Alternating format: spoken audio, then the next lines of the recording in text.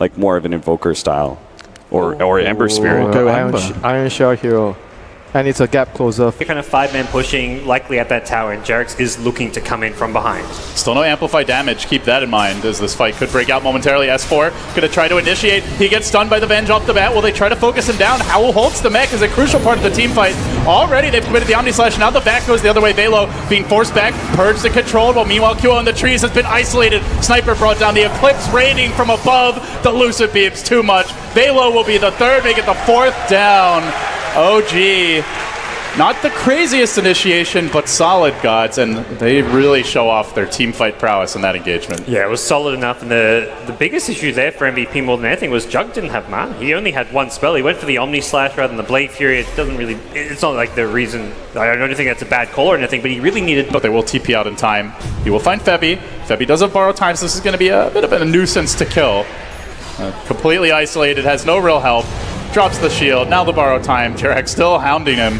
Just staying in target. He wants that follow-up crush to go for multiple kills, and S4's there with the back. Eclipse coming through. All of that just for the Venge thus far. Now the Remnant forward. Anna looking for a bit more. Gets onto the back line. Tries to bring down that Abaddon. Will do so. But the physical damage is a lot. He's got a Remnant back. He barely gets away. Can QO run up the assassinate? He will. But it doesn't matter. Already the body has hit the floor. OG, they've bit off more than they can chew. There's a buyback from the Abaddon. The kind of fight that MVP love to get, where they can chase you and isolate you and pick you off one by one. Now Notel looking for the deny. Fly has fallen. He won't get the neutral deny. It's 4 for MVP.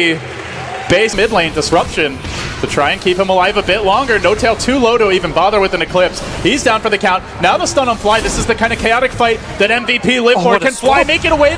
Looks like the Urn Charge should be enough to take that Shadow Demon down. The counter Urn Charge a bit too late. He will fall, and S4-2 make it 3 just like that. No buyback on Luna. Instantly, MVP on a silver platter have been gifted the dream scenario to push. The Dire Creep Wave was at the tier 3 mid. This seems good, but not so much for MVP as they try for the Roshan. They've thrown the Swarm in. Those Glaives almost shredding Velo instantly. He will barely survive. While simultaneously they back you up on the high ground. He's going to go for the TP out.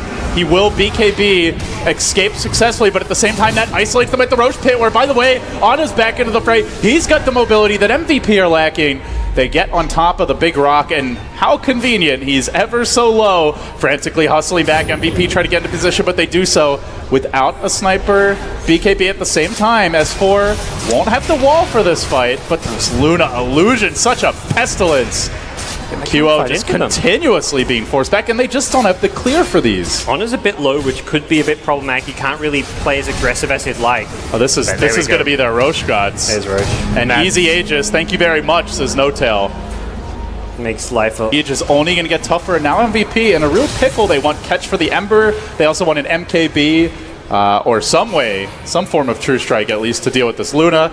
They need a lot of items for that. They're not farming well, and even if they can deal with one, can they deal with both? And then on top of that, it's always the Shadow Demon you have to worry about. Anna just confidently shoving in the top lane, not even really backdooring Guts. The creeps are in the base. He's going to go to work on the range barracks. Every slice just to cut into the heart of MVP fans everywhere, as he is just completely unafraid. And as soon as they rotate top, OG can get more aggressive bottom. He even blink dodges the sniper auto attack. That's like rubbing it in onto QO. I don't need this blink dagger. Yeah. It's pretty dumb. He's just like, okay, I'll back off, wait for you to defend the other lanes, then I'll start hitting your range tracks again. I need to be a little bit careful from QO's damage, but...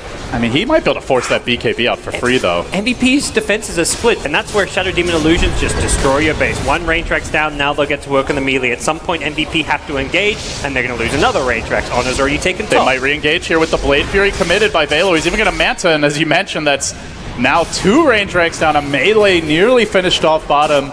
Completed Hurricane Pike going to come, and finally MVP, they've had enough. They want to leave the base. They want to get aggressive. They're going for the wraparound, but is this going to be the wraparound of dreams that they so sorely need? Velo smoke going to break. There's a Dire Ward to scout. It appears to be the story of this game number 1.